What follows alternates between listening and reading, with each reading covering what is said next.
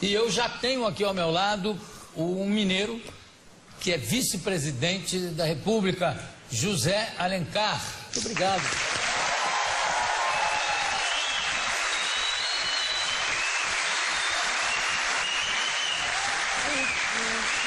Eu queria saber se todo mineiro é furão como o Miltinho, que você estava lá no camarim, na sala, uma opção de segurança, assessores, em volta. De repente eu entrei, já estava o Miltinho conversando com você.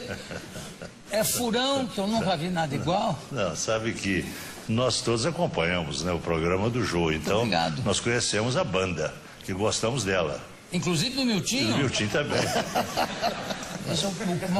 O que é o amor e o que é também a parcialidade, porque mineiro com mineiro, claro. Vocês são da mesma região de Minas, não? Não. Não sei. Você é de onde, meu filho? Eu sou do sul de Minas, nascido em São Lourenço e criado em Juiz de Fora. É, ele é de uma região rica de Minas. Eu sou da Zona da Mata. Leste de Minas, é.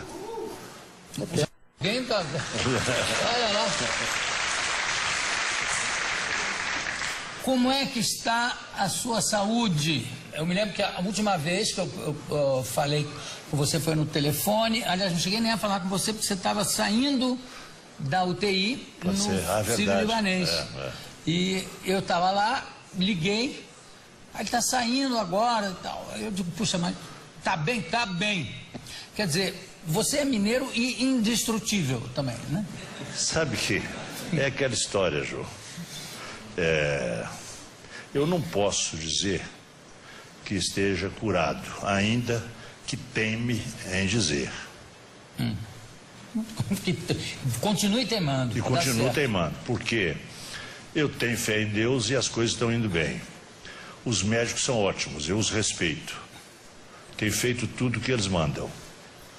E temos vencido até aqui. Não é brincadeira, porque é um tipo de tumor raro e recorrente, como os médicos explicam. Ele volta. Sim. Ele é teimoso, ele volta. Mas eu também sou teimoso. Você também volta. Sou teimoso. E eu tenho dito, Jô, e você provavelmente já tenha ouvido isto de mim, mas eu vou repetir porque aqui eu estou no seu programa. Se Deus quiser me levar, Ele não precisa de câncer para isso. E se Ele não quiser que eu vá, não há câncer que me leve. Então eu estou tranquilo. Estamos indo. Estamos vencendo. O tumor está perdendo tamanho. Isso é coisa rara.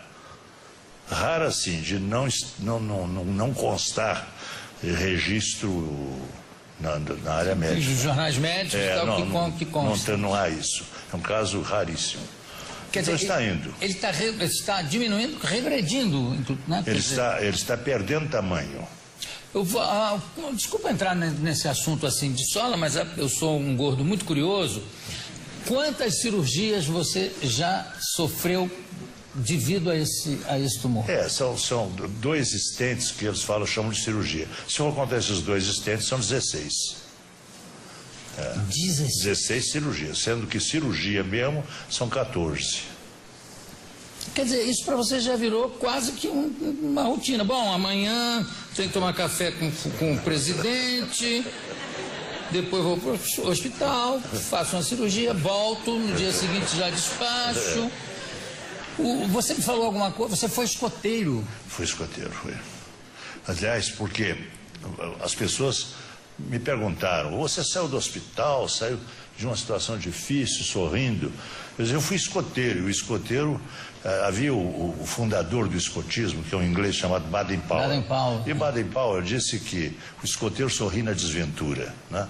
Depois eles aliviaram essa desventura para dificuldades ou coisa que vale. Então hoje parece que o escoteiro sorri nas dificuldades. Mas a palavra original é a desventura. O escoteiro sorri na desventura. E na desventura você não pode se desesperar. Porque o desespero não ajuda. Isso meu pai é que nos ensinava. Meu filho, desespero não ajuda. Só atrapalha, só perturba. Só perturba. Agora, você acha que o fato de ter sido escoteiro, quem sobrevive aos cursos de sobrevivência na selva dos escoteiros, sobrevive a qualquer coisa depois? Provavelmente sim, porque Ali tem imaginações criativas. Você foi com que idade você foi ser escoteiro e até que idade? 10 a 12. Qual foi o seu primeiro trabalho? Bom, meu primeiro trabalho foi com o papai, na vendazinha dele, né? Eu já o ajudava, né? E sabia anotar, por exemplo, tinha os fregueses que mandavam comprar e mandavam debitar. Então havia um livro chamado Borrador, que é um livro comprido, onde a gente coloca o nome do freguês e o que ele comprou e o preço, né? E depois aquele borrador é passado para um conta correntes. Então aquele borrador eu fazia. Papai mandou comprar 1 quilo de macarrão. 1 quilo de macarrão, sabia o preço? João Dornelas, 1 quilo de macarrão, tanto. Isso eu fazia. Eu fui alfabetizado pelo papai e pela mamãe, porque lá onde nós vivíamos, naquela época, era época de escola, mas lá não havia escola. Então, quer dizer que era de casa? Então eu fui alfabetizado em casa. E depois papai acabou fazendo com que um casal que havia lá, uma normalista, cujo pai não permitia que ela saísse da fazenda, ainda que tivesse casado, e o marido dela era um rapaz também preparado, tinha um científico naquele tempo. Então os dois fizeram uma escola. E eu estudei nessa escola por 3 anos. Mas eles não tinham nenhum compromisso curricular. Éramos 14 alunos que aprendiam o que era ensinado, aquilo que podia aprender. E a escola era uma tulha doada pelo capitão Justino Pedrosa. Foram feitos um carpinteiro, fincou um pau aqui, outro lá, uma tábua era a carteira, outro mais baixo era onde a gente sentava, né? Então éramos 14 crianças. Cada um de nós tinha o seu grau de conhecimento, alguns já alfabetizados como eu. Sabia fazer as 4 operações e ler e escrever. Isso aí era considerado... Era considerado já alguma coisa importante. Mas eles me ensinaram muito. Eu gostava muito de matemática. Ela então comprou um livro e me deu de presente um livro do Malbataan, chamado O Homem que Calculava. E eu estudei num livro também doado por ela, que era um livro que há pouco tempo até o deputado Delfim Neto disse que conhecia esse livro. É um livro do Aritmética Elementar, de Ari Quintela. Foi um livro muito bom, me ajudou muito naquele tempo, né? A mim me castigou muito, todo livro de aritmética, matemática, era só castigo, que eu era a matéria que realmente eu não tinha grande intimidade, nem queria ter, nem simpatia eu tinha. Você falou aí do livro do... Como é? Apontador? O Borrador. O Borrador. É o Borrador. O Borrador tinha o nome de quem devia. O nome de quem devia. E até que ponto esse devedor podia borrar o borrador? Não, mas não era borrador. No nome do borrador, nem sei por que o borrador, porque ele no fim, ele era passado para o conta corrente. Né? Por isso que ele podia borrar, mas tinha que limpar o outro. Não, porque aquele livro era passado, né? Aquele passava para o conta corrente. O conta corrente, né? Mas tinha muito devedor? Como é que era o balanço? Não. O balanço, na venda. Não, o balanço, se você vai falar em linguagem de contabilidade, balanço é outra coisa, não tem nada a ver. Eu não tenho a menor ideia do que seja. Não, pois é. Eu estou perguntando se tinha mais devedor do que... Claro que tem obrigação. Tinha mais devedor do que clientes, fregueses que estavam em dia com as suas contas? Não. Tinha muita pendura? Não, os fregueses eram bons. Os fregueses eram bons. Eram bons. E só que o pagamento era feito no fim do ano, porque a única divisa que havia na região era o café. Então é o que eles tinham para vender e pagar as contas. Então eles eram... Tinha que esperar. Eles eram ou fazendeiros ou meeiros de café. O meeiro explica que é o meeiro é aquele que trabalhava na fazenda e que tinha uma meia de café. Dependendo do tamanho da família, era o tamanho da meia que ele operava. Então ele operava a meia. No fim do ano, a metade do café era do fazendeiro, a metade dele. E ele então, com essa divisa, que era o café, ele pagava as contas. Mas como é que fazia o dono da venda, seu pai, Sim. como é que sobrevivia o resto do ano? Ele tinha que Não, ele também administrar bem esse dinheiro. Naquele tempo, né, era a cultura da época. Ele comprava também a prazo, né? Ele tinha os fornecedores que lhe davam prazo, e prazo longo. Então ele naturalmente compatibilizava tudo aquilo com base no prazo com que ele comprava, né? Já tinha alguém que comprava no mercado futuro, não? Estou comprando o arroz no ano que vem? Já havia, por exemplo, o papai fornecia para os fazendeiros e recebia em café. E às vezes fazia o preço a termo. Quer dizer, já era uma mini bolsa. Já era uma mini bolsa. Né? É. Tinha que estar Mas a sempre ligado. crise de 29 o levou para... Ele perdeu tudo, né? Que afetou o mundo inteiro, né? O craque da Bolsa. E a cafeicultura brasileira, o café caiu, segundo ele, de 40 mil réis arroba para 4. Como é que é a história da queima do café? Também, acho que foi em 29, que queimaram uma quantidade... Não foi depois de 29, foi nos anos 30. Isso. Mas Getúlio. Getúlio vai. O que é o café... Ali foi justamente para contrabalançar mercado, né? O Brasil poderia, por exemplo, ter feito o que acabou mais tarde fazendo conosco com o trigo Canadá. O Canadá nos vendia trigo com 40 anos de prazo, né? Nós podíamos ter vendido café para o mundo, ensinado o mundo a tomar café a 40 anos de prazo, ao invés de queimar. É verdade. E, inclusive, hoje em dia a nossa situação em relação ao café estaria melhor do que está hoje em dia em relação à Colômbia, né? Claro. A Colômbia, de repente, é Nós abrimos espaço para os outros. É verdade.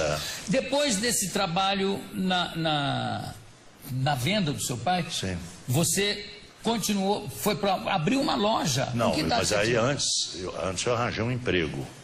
Com 14 anos de idade, eu saí de casa e fui trabalhar na cidade. E fui trabalhar numa casa comercial de tecidos. Mas saiu com autorização? Saí com autorização do papai. Quem arranjou o emprego para mim foi o irmão mais velho do que eu, 18 anos, que arranjou o emprego. Ele era representante comercial de uma empresa grande de tecidos do Rio, e esse era um cliente dele. Então ele disse que tinha um irmão que queria trabalhar, etc. E eles então me acolheram. E eu fui trabalhar. E... Qual meu patrão, meu pai era balconista. O meu patrão, eu era um craque no balcão. Eu acredito. The best in the world. Você é craque em tudo. Não. E no balcão, então? No balcão, então, não se fala. Porque essa é a minha profissão. Eu sou um profissional e me orgulho disso. Claro. Hoje não há mais o vendedor, porque hoje é o self-service. Né? Não há mais o vendedor. O freguês chega, ele mesmo compra. Mas naquele tempo não, naquele tempo cada cliente era atendido pelo e era vendedor. Convencido pelo vendedor, né? Mas ele ia me pagar, até uma coisa interessante isso aqui, se você quiser eu posso te contar.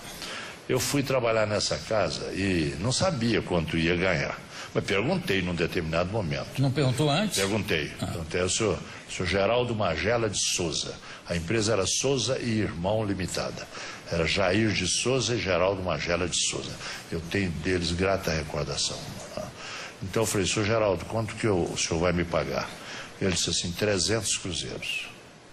Eu achei aquilo uma coisa formidável, 300 cruzeiros. Nunca tinha ouvido falar, é um dinheirão, 300 cruzeiros. Mas eu, muito bobo, tinha lá no fundo, tinha um cômodo, eu pensei que fosse morar naquele cômodo, ou coisa que o valha. Ia ficar já instalado. Aí ele falou assim, mas onde é que você vai ficar? Você tem parente aqui? Não, senhor. Onde é que você vai ficar? Eu não sei. Ele disse assim, você pode ficar no hotel da estação. A dona Maria Cantamissa, ela é uma matriarca. Maria Cantamissa. Cantamissa é o nome dela. Ela, de origem italiana. Ela é uma mulher extraordinária. Ela que toma conta do hotel. Você vai, conversa com ela, fala que vai trabalhar comigo aqui, etc. Era perto, eu fui. E dona Maria, etc. Ela disse assim, meu filho, quanto é que você vai ganhar?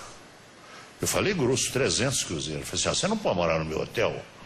Eu só tenho um mensalista e não gosto de mensalista. Meu hotel é dos viajantes, são diaristas, né?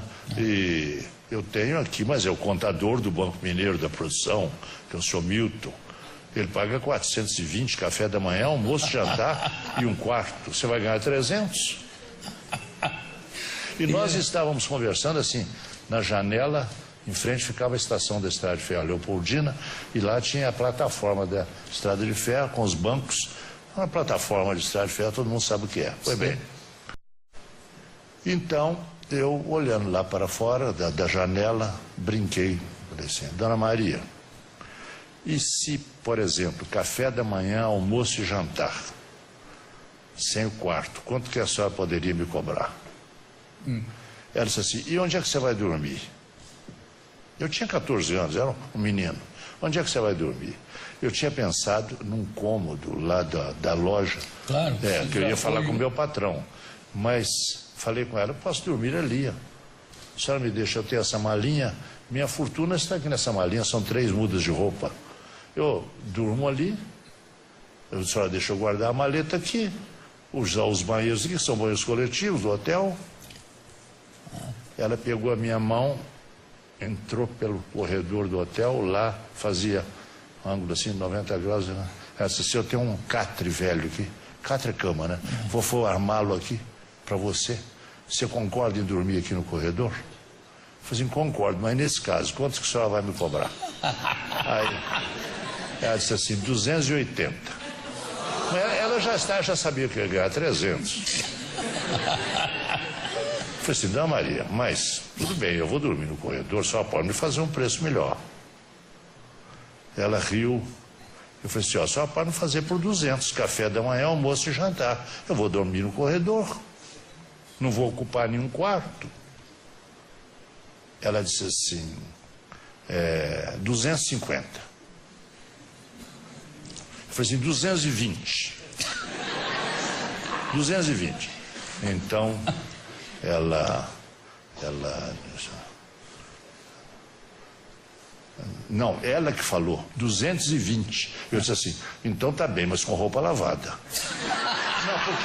Não, porque tinha a lavanderia do hotel. Eu não... Claro. Foi bem, então assim eu equilibrei meu orçamento. Aos 14 anos de idade, ganhava 300 cruzeiros, pagava 220, tinha café da manhã, almoço, jantar, aquela roupa cama, lavada. E roupa lavada e aquela cama no corredor. O que é que você fazia com os outros 80 que sobravam? Comprava, por exemplo, eu cheguei lá, eu só tinha um par de sapatos, estava furado. A primeira coisa que eu investi foi num par de sapatos. Né? Quanto só para se você... Mas eu mandava todo mês, Jô, um presentezinho para a mamãe. Quando não podia ser outra coisa, era uma caixa de sabonete. Naquele tempo tinha um sabonete chamado Eucalol. Mandou uma caixa de sabonete Eucalol de 3 sabonetes de presente para ela, todo mês. Ou então...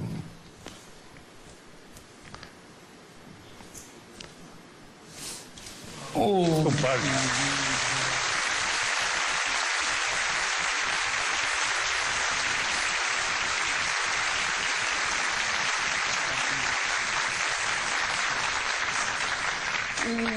Voltando aos 80 que sobravam, comprou um sapato. Só para a gente ter uma ideia do mercado na época, quanto custava um par de sapato naquela época? Um par de sapato razoável, uns 40 reais por aí. Quer dizer, essa sua capacidade de administração como vamos dizer, comerciante, vamos dizer, como industrial, enfim, já começa negociando com a dona Maria Cantamissa? Com a dona Cantamissa, ali naquele hotel. Mas aí, aos 18 anos, em Caratinga, que é a terra do Ziraldo, aliás. Ziraldo.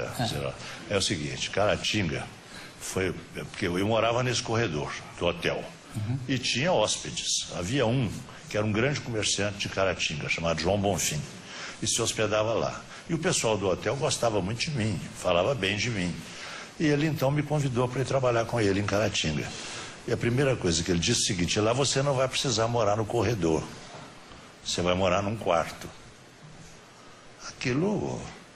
Eu não estava também abominando aquele corredor, não me fazia mal algum. Já estava à vontade. Já estava bem ali. Eu morei 1 ano e meio nesse corredor. Pois bem, ele então me convidou para ir trabalhar com ele em Caratinga. A que distância ficava Caratinga? Caratinga é 200 quilômetros. Para ser exato, 190 e não sei o quê. Bom, ele disse assim, você pode ir trabalhar comigo, é a melhor casa do Caratinga. E a dona Maria Concordava com aquilo, concordava. Ela era uma pessoa muito minha amiga, concordava. Então, eu disse assim, eu tenho que pedir ao papai, que eu sou menor. O papai me autorizou, dizendo assim, cuidado, meu filho, procura andar com gente melhor que você. Eu não sabia quem era melhor que eu.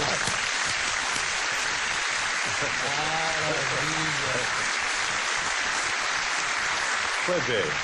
E fui para Caratinga. Né? E lá já comecei ganhando o dobro. E pagava 300 numa pensão chamada Pensão Simpatia, pertinho da casa comercial. Não, vem cá, mas o comerciante lá não disse que garantia para você vai dormir num quarto? Sim, claro, eu dormia num pagava. quarto. Eu pagava 300 cruzeiros. Quarto, café da manhã, almoço e jantar. Mas não era hotel, lá era pensão, mas era boa a pensão. E era em frente à casa. Sobravam 300? Sobravam 300, aí já melhorou muito a minha vida, né? Mas eu queria montar o meu negócio, mas não tinha nada. Já com 18 anos? Mas não tinha nada. Mas o que aconteceu? Meu irmão mais velho, aquele que havia me arranjado aquele emprego, ele tinha uns trocados, porque ele era representante comercial e ganhava comissão. E tinha umas economias. Naquele tempo, depositava a prazo fixo no banco, com jurozinho. Pois bem, ele disse assim, eu tenho 15 contos. 15 contos são 15 mil cruzeiros. Eu tenho 15 contos. 15 contos seria 15 mil réis? Seria 15 mil reais hoje. Seria 15 mil? Isso era 15 mil reais. Era 15 mil reais. 15 mil reais. É porque o real, a moeda... 15 mil reais eram 15 contos de réis, é isso? 15 contos de réis. Mas o seguinte, é aquela história, o real era a moeda. E o plural de real, até hoje, era réis. Mas hoje, por exemplo, se nós quisermos adotar réis, podemos. Réis está correto. Está certo. Está certo. Agora, nós adotamos reais no plural. Mas a verdade é que os 15... Pode até fazer mais ou menos alguma ilação aí. 15 mil seria 15 mil reais hoje? Mais ou menos. Era um dinheirinho de nada. Foi bem. Mas te empresto isso. E você abre uma lojinha. Tinha lá uma senhora que tinha uma lojinha, uma vazia, queria alugar. O que eu já tinha visto. Pois bem, papai vai ter que te emancipar, porque você é menor.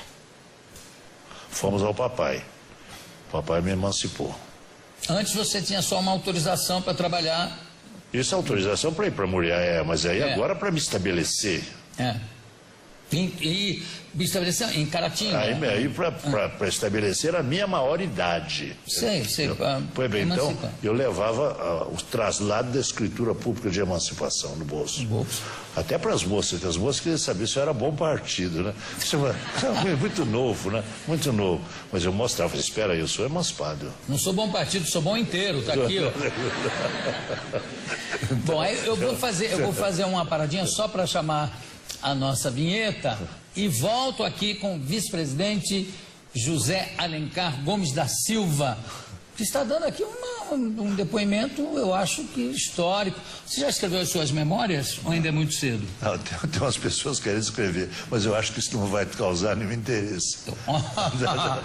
Olha, eu tenho certeza que vai. Por favor, Vilém.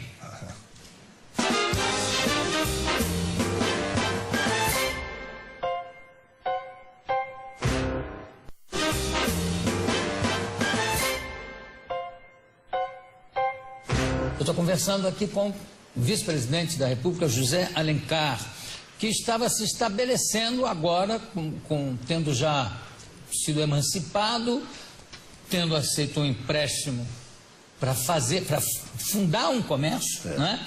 Que comércio foi esse? Como é que foi? É o seguinte, Jô, eu era muito bom vendedor, muito bom balconista, muito bom profissional. Era bom namorador também, que com 18 anos já emancipado? Eu não tinha muito tempo. A gente sempre não tinha muito tempo, mas as meninas gostavam de mim. Evidente. E aí? Bom, mas ela sempre queria saber a minha idade, porque eu tinha cara muito novo, né? Então mostrava a escritura. O documento está aqui.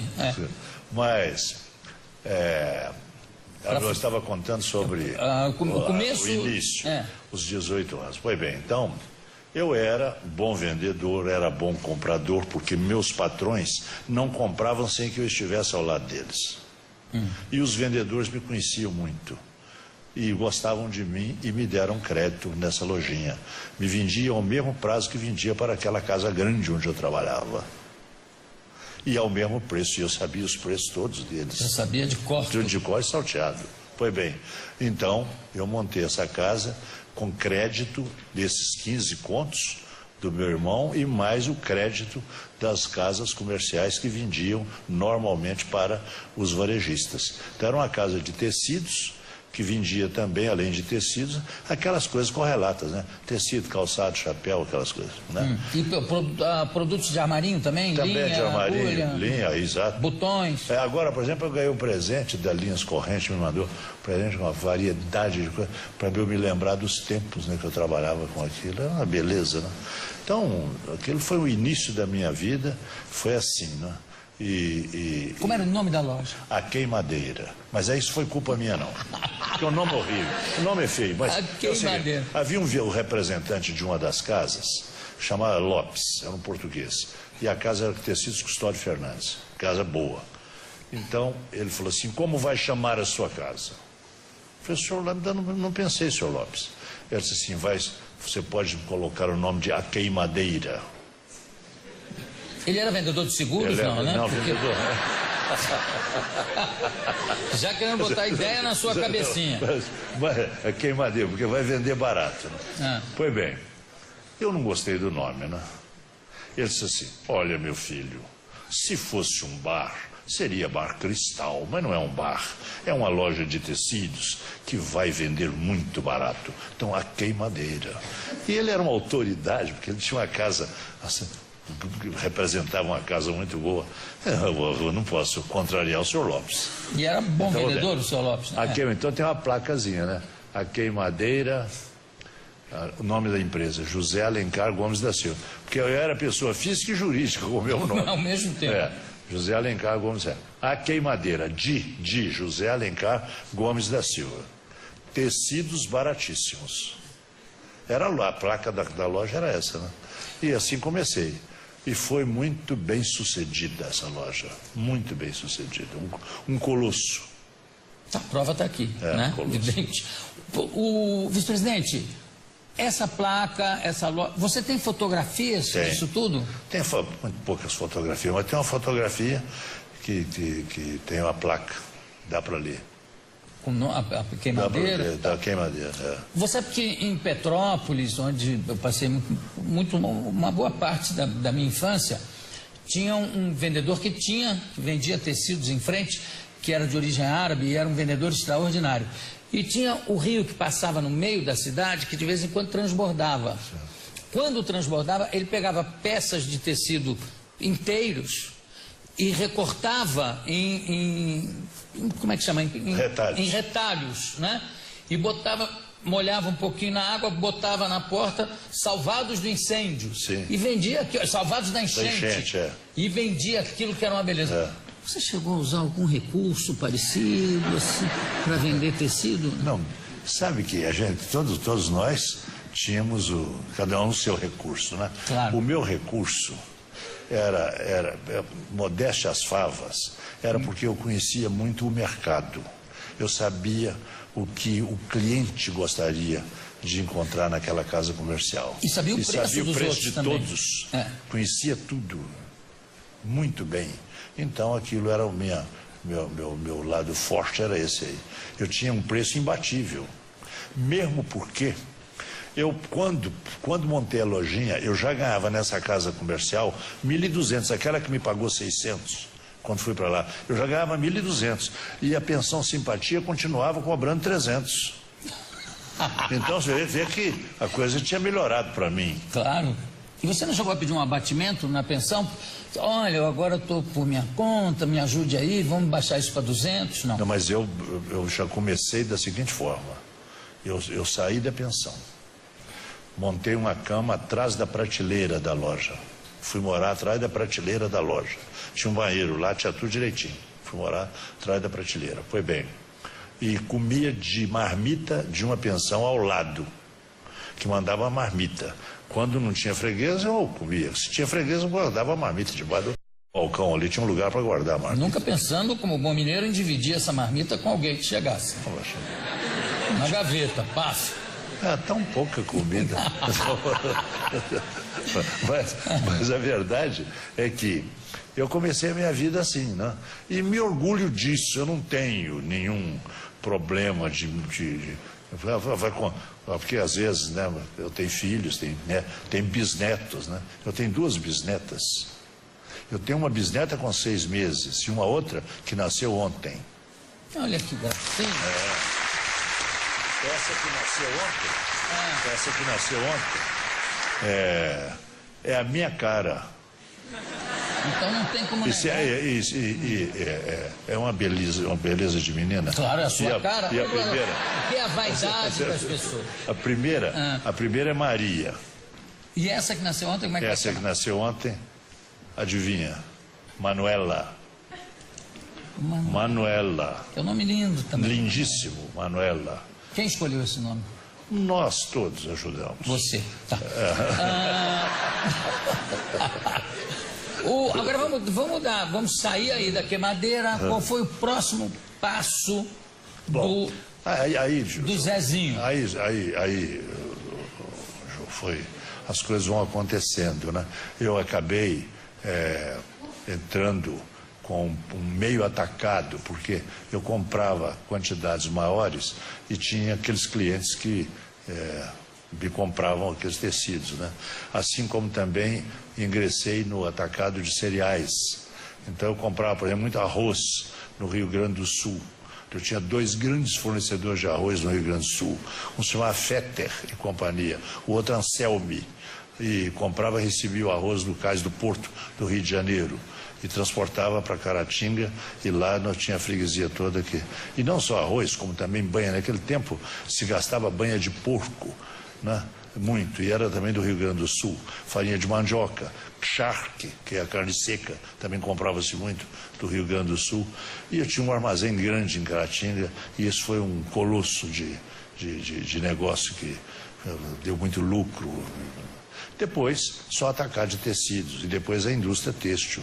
Mas aí são muitas passagens que são, por exemplo, a indústria têxtil. Se não fosse a Sudene, eu não teria podido fazer a fábrica que fiz. Fiz a fábrica mais moderna que havia. Por quê? Porque a Sudene me ajudou. Sim, né? Mas antes da Sudene ajudar, quer dizer, já tem uma coisa aí que é impressionante, a meu ver, é que de uma lojinha da queimadeira de vender tecidos, de repente você está vendendo charque, banha, que mais? Arroz. Atacado. É uma casa comercial atacadista. Aí você já tinha funcionários? Tinha. Ou era você? Não. Não, tinha, mas poucos, porque eu trabalhava com muita economia. Você tinha que idade? Uns 20? Não, aí quando eu estava já com esse atacado de cereais, eu tinha meus 22, 23 anos já. O que me impressiona muito... Mas era solteiro ainda. Eu me casei aos 26. Então, até os 26, aquele documentinho já não precisava mais usar, né? Da emancipação. Aquele já ficou ultrapassado. Você foi muito namorador? Não, veja bem. Eu não tinha tempo, eu não tinha muito tempo. Não, tempo a gente arranja. Mas as meninas gostavam muito de mim. Eu acredito. Gostavam muito de mim, era sério. E era um bom partido, todo mundo achava. Zé Alencar era um bom partido. Bom partido é o que... Você espalhou esse negócio na cidade, né? Bom partido. Bom partido que o camarada tão jovem já é comerciante. Não, é um bom partido, né? Bom partido, ele pode casar. Porque a maioria não pode, coitado. Às vezes quer, mas não pode. E naquele tempo, as moças queriam casar. O namoro não era diferente de hoje. Hoje... O sujeito tem um namoro e coisa e tal e acaba vivendo com a moça. Não havia isso naquele tempo. Naquele tempo as coisas eram diferentes. A gente namorava a moça, ao máximo 10 horas da noite, e deixava a moça em casa. Né? Era assim. E o pai esperando na porta. E o pai esperando na porta de relho. Mas você nunca passou por esse dissabor, né? Não. Enfrentar o pai com Zezinho, volte aqui! Ele, né? Vice-presidente, tem uma coisa que me chama muito a atenção nessa sua história de vida. Aliás, você está devendo uma biografia, porque o Brasil muitas vezes esquece de registrar a sua história. É que, de repente, você que foi alfabetizado em casa, pelo seu papai, pela sua mamãe, você adquire uma cultura geral, tá? Muito desenvolvida. Como é que foi essa passada dentro do aprendizado seu? Não só de vida, que de vida já está demonstrado. Aí tem, né, a condição de autodidata, né? Eu sempre estudei. Agora, estudava por conta própria, né? Estudava tudo aquilo que eu precisava aprender, eu estudava, né? Foi assim que foi a minha vida, né? Naquela praticidade, né? Porque eu tinha que me desenvolver em alguma coisa para o próprio negócio meu. Claro. Então, eu estudava. Mas transcendeu agora isso, estudava, né? Então, eu estudava.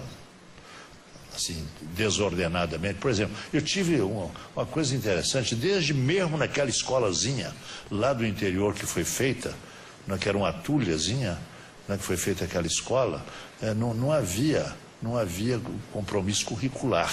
Então, eu tinha liberdade para ler o que eu quisesse, e os professores também.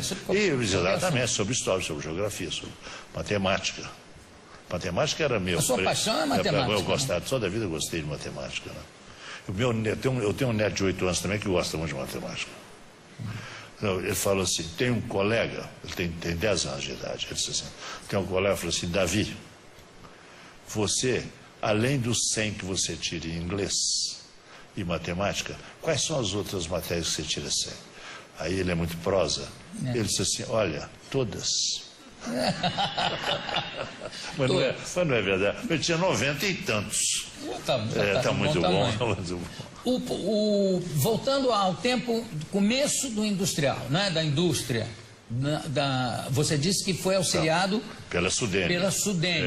Até que... em que proporção vai essa ajuda? Porque a Sudene é o seguinte, a Sudene, como todo mundo sabe o que é a Sudene, Superintendência de Desenvolvimento do Nordeste. E foi Juscelino que fez a Sudene. Foi buscar quem? Nada menos que Celso Furtado, para realizar aquele trabalho. Um economista extraordinário, brasileiríssimo, etc. E de reputação internacional. E fez a Sudene. Foi bem. Então a Sudene, ela tinha uma forma de ajudar que era participar do capital da companhia, com ações sem direito de voto.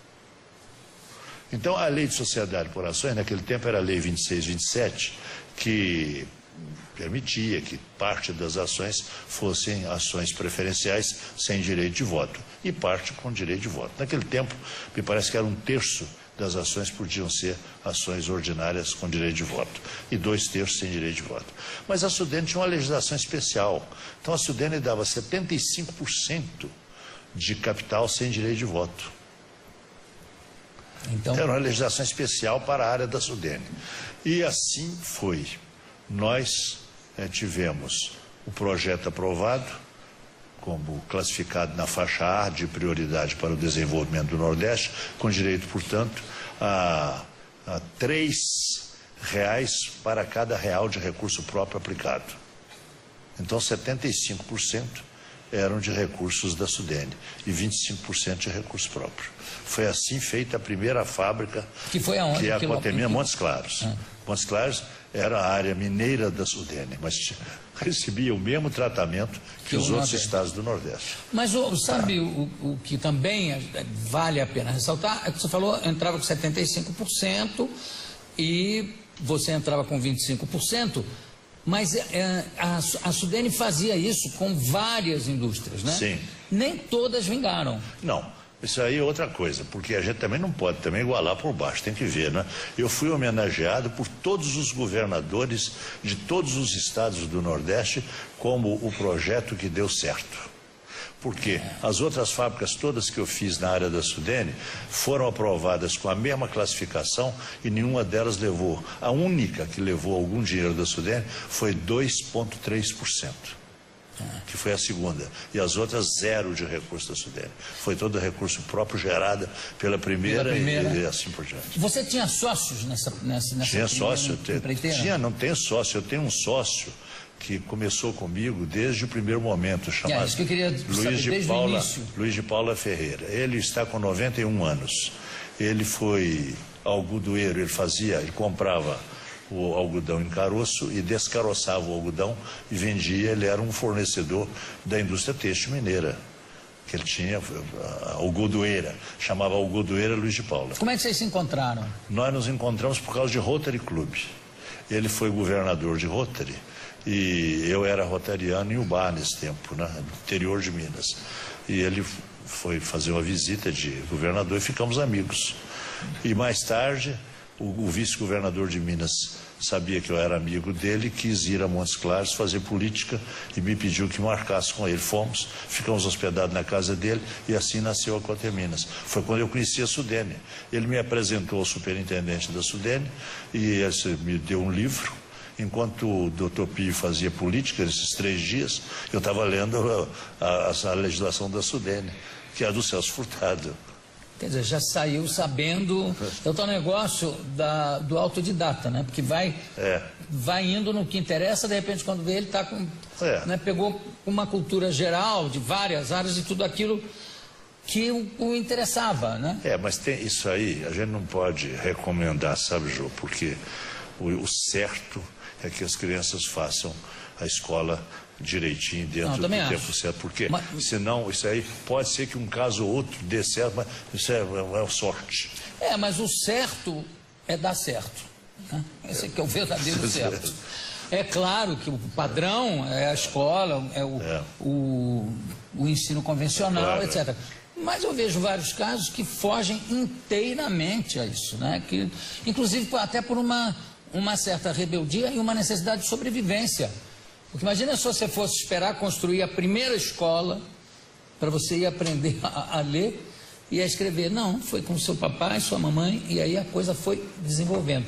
Eu vou fazer mais um break, mas eu vou conversar. Posso tomar mais um pouco do seu tempo, vice-presidente? Isso para mim é uma honra. Você sabe que quando vocês me convidaram, eu fiquei lisonjeado, porque é o programa do Jô. Nós o conhecemos há muitos anos, desde aquele tempo que você fazia coisas do Arco da Velha, que você não sabe fazer mais.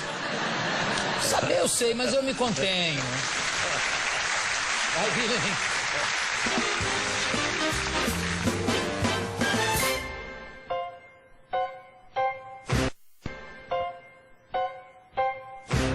Tenho aqui ao meu lado o vice-presidente da República, José Alencar. Vice-presidente, quais são as funções do vice-presidente? Porque no tempo que como é que você falou, que eu fazia estrepolias, né? Coisas do Arco da Velha, eu fiz um personagem que era, no Vivo Gordo, que era um político que queriam que ele fosse vice-presidente. E ele se manifestava assim. Mas, doutor Hélio Maciel, o vice está sempre conversando com o presidente. Tá. Vem cá, agora o telefone. Não precisa, doutor Hélio, não precisa. Já falei, se não posso ser a tromba do elefante e rabo de cutia, não quero ser. Mas, doutor Maciel, por que o senhor não quer ser vice? Porque vice não faz nada, nem tem a menor importância. Mas, doutor Hélio Maciel, sua idade é ideal para ser vice agora e presidente depois. E qual é a minha idade? Qual é?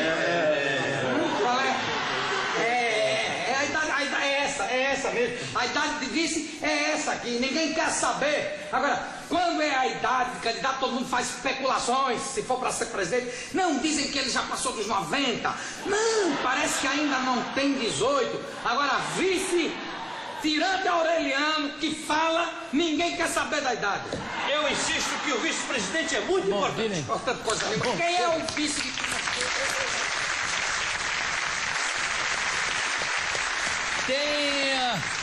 Tem alguma verdade aí no quadro que o vice-presidente não faz nada? Tem, muita verdade. Não, eu costumo dizer, as pessoas me procuram, né? Eu costumo dizer, vice não manda nada. O vice pede quando a causa é boa. E quando a causa é nobre, pede com empenho.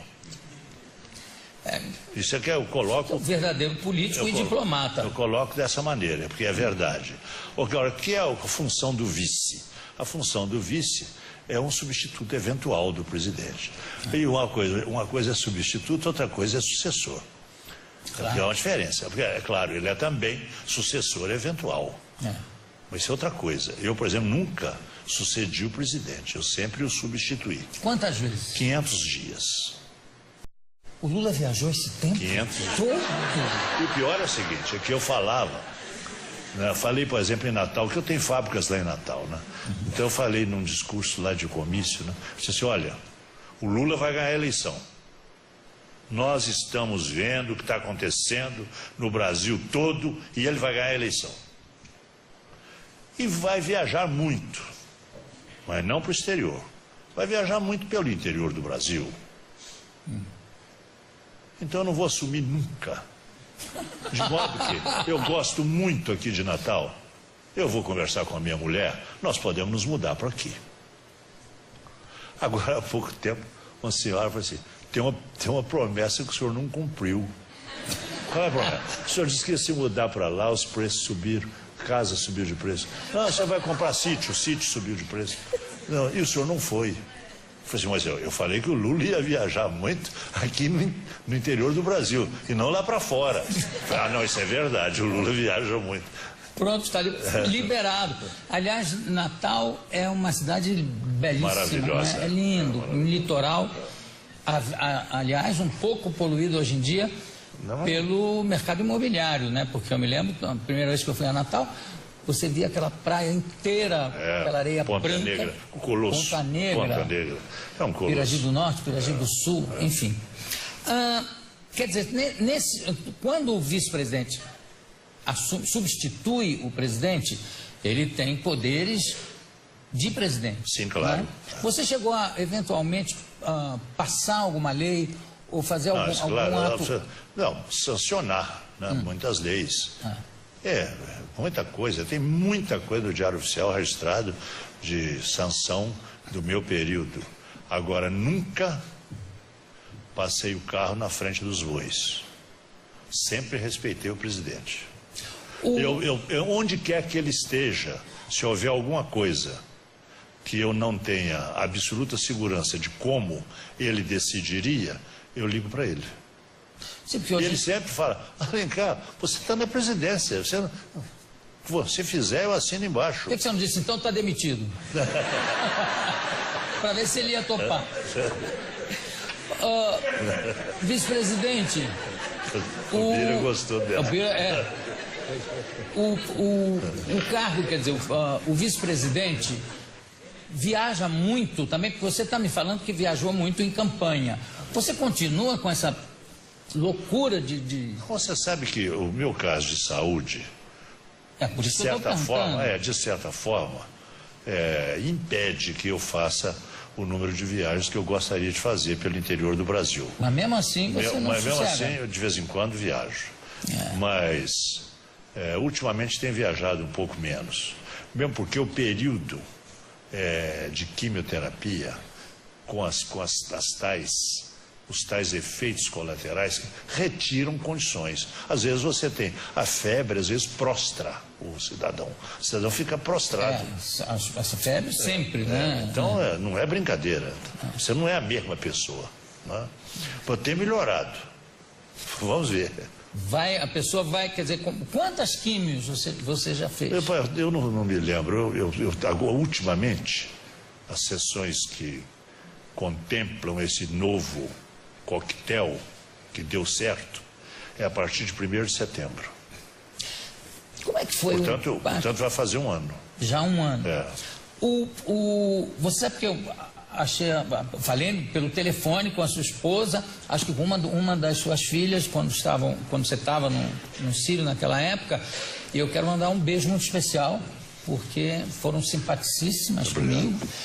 E quando foi a primeira vez que você sendo um homem, inclusive, religioso, quer dizer, que é uma coisa que nessas horas é mais fácil, talvez, para a pessoa receber uma notícia dessas. Como é que foi o impacto quando disseram para você que você estava com um tumor maligno. Foi a primeira vez que eu fiz check-up na minha vida. Com que idade? Com 66 anos. Isso foi em 97. E numa como chama? Ultrassom, revelou uma imagem tumoral no rim direito. E a moça, a médica chamou o titular lá do instituto, ele veio, ele mesmo fez e confirmou, pediram uma ressonância, que negócio, confirmou. E eu tinha uma reunião de conselho de uma companhia de que participo lá em Minas, e fui para a reunião do conselho no dia seguinte. E ele já tinha marcado o médico para mim em São Paulo, que era o doutor cirúrgico, que era rim, ele é urologista famosíssimo. Muito. E um grande médico, um grande homem público também, Colosso. Pois bem. Então, o presidente desse conselho de administração dessa companhia, que é a Cedro Cachoeira, era médico. Então era o Márcio Rezende, mas tem irmão do outro Lara Rezende, Márcio Lara Rezende. Ele é médico, ele disse assim, contei para ele no intervalo, no coffee break da reunião, ele disse assim, você tinha que estar, a reunião, vou parar a reunião, você vai embora para São Paulo agora. Não terminada a reunião, fui para São Paulo, desse jeito. Foi operado e foi um sucesso a operação. Isso em 23 de dezembro de 1997, portanto tem 13 anos. Isso foi a primeira operação, o rim direito. Perdi o rim direito. Fiquei sem o rim direito. Estava encapsulado nesse rim, tirou. E nesse mesmo dia foi operado o estômago por outro médico, o Dr. Raul Kutaid, que conheço muito. Também grande cirurgião. E ele me operou o estômago, tirou, me parece que 3/4 do estômago. No mesmo dia? No mesmo dia. Então já tinha uma metástase desse tumor? Não era metástase, era 2 tipos de tumor um pouco diferentes. Então, é aquela história, porque o câncer não é um. E os organismos também não são os mesmos. Cada organismo reage de maneira diferente.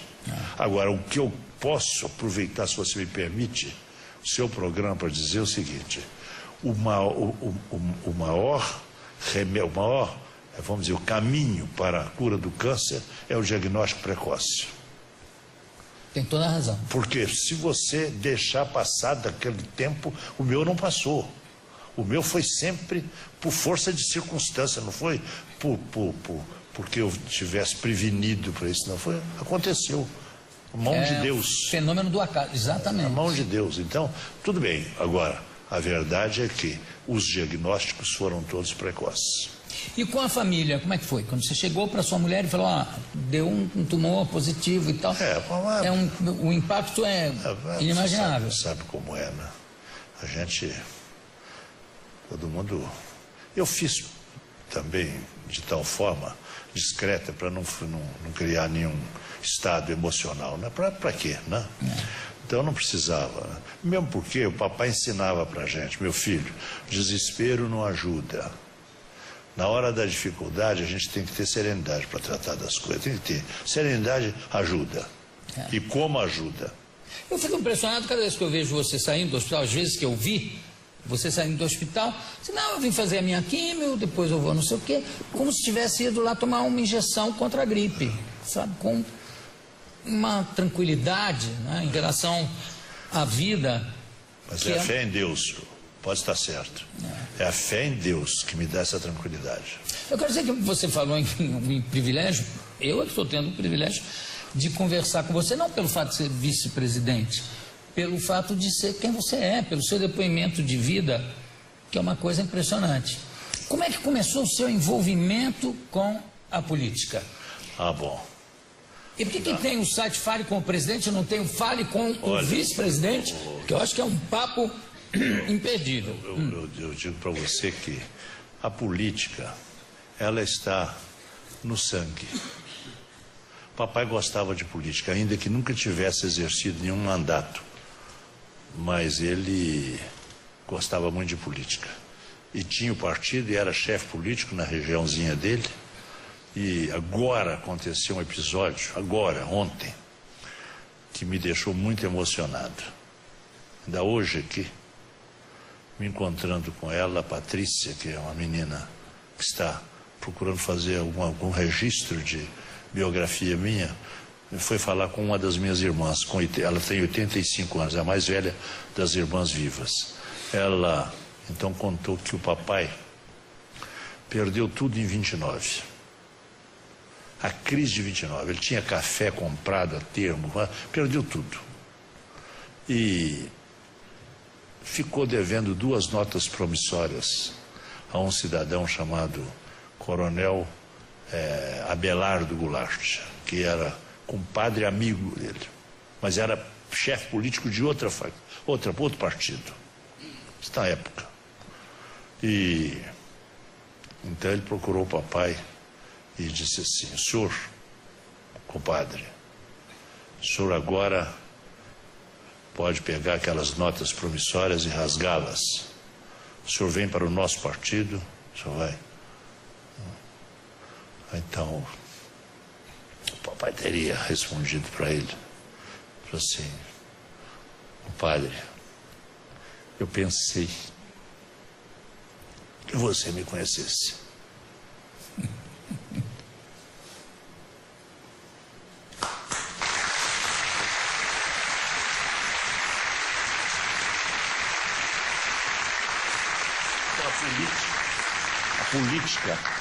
A política é o quê? A política é um instrumento. Por exemplo, você não tem nada a ver com política, você é empresário. Nós nos reuníamos todo fim de semana, íamos para o Alpino, que era um restaurante alemão lá em Minas, Colosso. A gente ia tomar chopp, comer salada, aquele negócio, salsicha importada, uma beleza. Salada de batata. Salada de batata, salsicha, chopp. E consertar o Brasil. A gente era 5, 6 presidentes de companhias têxteis. Iam todo fim de semana queixar da sorte e consertar o Brasil. E tomar um chopp. Todo fim de semana nós íamos. Aquilo é política. Você vai para a política para prestar um serviço. Você não vai para a política para se servir dela. Você vai para a política para prestar um serviço. Não é fácil. Não. Muito bem. É isso.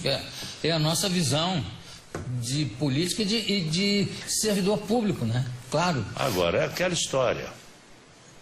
Se você fizer uma avaliação desapaixonada, João, a esmagadora maioria dos políticos é representada por gente boa. Isso é um fato. Eu posso dizer isso, eu sou observador. Agora, você sabe como é. Tem aquele ditado na roça que eles usam muito. Que é o que eu ia dizer. O porco magro é que suja a água. Como é a separação do joio do trigo nem sempre é muito possível, porque o que aparece mais, exato, evidentemente, são as maçãs podres ou os laranjas podres, enfim. Eu não posso deixar de abordar um assunto que está nos jornais. E como, além de fazer coisas do Arco da Velha, como eu sou também jornalista, eu tenho que lhe perguntar, aliás, se eu não me engano, você até pediu que não houvesse segredo de justiça sobre o assunto dessa senhora que aparece reivindicando a sua paternidade. Como é que está esse caso? Como é que você se posiciona, enfim? Não, veja bem, eu até pedi mesmo a abertura do sigilo de segredo de justiça. Segredo de justiça. Que isso é, por lei, não tem nada a ver com isso. Eu nem sabia que existia segredo de justiça. Porque as pessoas me procuram. Jornalistas me procuram. E mesmo não jornalistas, pessoas da família, pessoas amigas, querem saber, me perguntar. Eu não posso, vamos dizer, dar uma entrevista coletiva, como preciso fazer isso, quero fazer isso, mas eu preciso de uma resposta que eu posso fazer. Porque eu não vou contrariar a lei. Eu não posso contrariar a lei. Mas eu preciso ser transparente. E sou transparente. Isso surgiu em 98. Eu era candidato a senador. E cheguei a Caratinga. Essa cidade é Caratinga. É a Caratinga onde eu vivi dos 16 aos 28 anos. Onde me casei aos 26 anos e onde nasceu minha primeira filha. Eu digo para você, Jô, que eu tive namoradas, assim, de dançar no clube, coisa que valha, namoradinhas, assim, rápida. Mas eu digo para você que a única namorada que eu tive é a minha mulher, com quem eu sou casado, vai fazer agora em novembro 53 anos. Nós somos casados há 53 anos. E o dia que eu a conheci, eu lhe pedi em casamento. Então, isso aí é um fato da minha história. Outra coisa, as outras meninas que queriam me namorar, isso todo rapaz tem isso, vai dançar, coisa. Mas essa senhora que fala que é mãe de uma minha filha, esta nunca podia ter posto o pé naquele clube, porque aquilo lá era uma coisa, era uma religião. Não existe isso. Não há uma pessoa que tenha dito que esta mulher foi vista comigo algum dia. Agora, então, como não há nenhum indício, então as pessoas pegam por aquilo. Ou faz o DNA, ou não faz. Então, daqui a pouco todo mundo vai ter que fazer DNA. Por quê? Eu vivi um tempo, isso é a cultura da época. As pessoas, toda cidadezinha tinha a chamada Zona Boêmia. Zona Boêmia da cidade. Então a rapaziada frequentava a Zona Boêmia. Alguns até trabalhavam na Zona Boêmia, como o Chiquinho do trompete, que começou como músico aos 13 anos, tocando na Zona Boêmia. Então esse negócio. Agora, daí, vamos dizer, houve uma relação. Uma menina pobre. Porque eles fizeram uma joint venture. E com essa joint venture, eles contrataram ficcionistas admiráveis, que fizeram um troço tirado não sei de onde. Então eu não vou, por exemplo, me submeter a uma coisa dessa de forma alguma, porque do contrário amanhã todo mundo vai chegar, você tem que fazer isso, tem que fazer aquilo, com uma chantagem qualquer. E eu não estou habituado a ceder a chantagem. Se fosse, não teria saído de onde saí para chegar onde cheguei. A vice-presidência da República, né? Disputando voto no Brasil inteiro. Então, eu nunca recuei de nada e não vou recuar. Não posso recuar. Tenho que fazer toda a defesa, independentemente, vamos dizer até, eu não sei, eu não tenho nada contra. Essa senhora que está com 55 anos diz que é minha filha. Eu fico honrado, você é minha filha, fico honrado. Mas não é assim, não se pode fazer as coisas dessa maneira. Não tem nenhum problema. Se ela for minha filha, ela obviamente será recebida de braço aberto. Eu nunca fiz nada contra ninguém na minha vida. Eu não posso fazer isso contra mim. E agora, eu não vou, por exemplo, deixar, porque os próprios tribunais, como falam, eles têm assim, não tem que haver indício. Então, se fosse assim, amanhã todo mundo que foi à zona um dia, pode ser... não é possível. Agora, o que ocorre é o seguinte... São milhões de casos de pessoas que foram à zona. Milhões de casos. Só que, provavelmente, grande parte desses casos não tenha sido objeto de interesse. Claro, nem não político, chegaram a nem econômico. Nem político, nem econômico. Agora, porque pelo fato de ter sido, eu vou me submeter a um DNA que também não é 100%? Também não é 100%. Tem mais essa. E, bom, eu acho que a pessoa, quando chega a um cargo como a vice-presidência da República ou a presidente, a pessoa fica mais exposta a qualquer tipo de... Mesmo que não seja uma coisa de má fé, vice-presidente, que seja uma coisa que a mãe tenha dito, enfim, que a pessoa acredite. Mas pelo fato de ser o vice-presidente, eu acho que a pessoa fica mais exposta. É, né? Claro. E eu nunca fugi de qualquer tipo de exposição. Eu sou considerado até exagerado nessa questão de transparência. Porque eu não guardo... Não faço, eu sou aberto, absolutamente aberto. Não, porque é aquela história, Jô. Ninguém tem nada a ver com um filho do Zé Alencar ou uma filha do Zé Alencar. Mas tem a ver com a filha do vice-presidente da República, porque sabe como é? Tem um problema moral Claro. E isso aí é uma das coisas que eu prezo. E ético, né? E ético e moral, mas é uma coisa que eu prezo. Então, eu tenho que conduzir isso a meu modo, eu não tenho outra forma. Eu quero primeiro agradecer pelo tempo que você dispôs aqui. Nós fizemos o programa todo com você. Quero agradecer demais a sua participação. Eu é que me sinto privilegiado de conversar com o Zé Alencar, não com o vice-presidente da República. Muitíssimo obrigado. Um beijo na sua família. Muito obrigado. Daqui a pouco a gente volta. Bravo!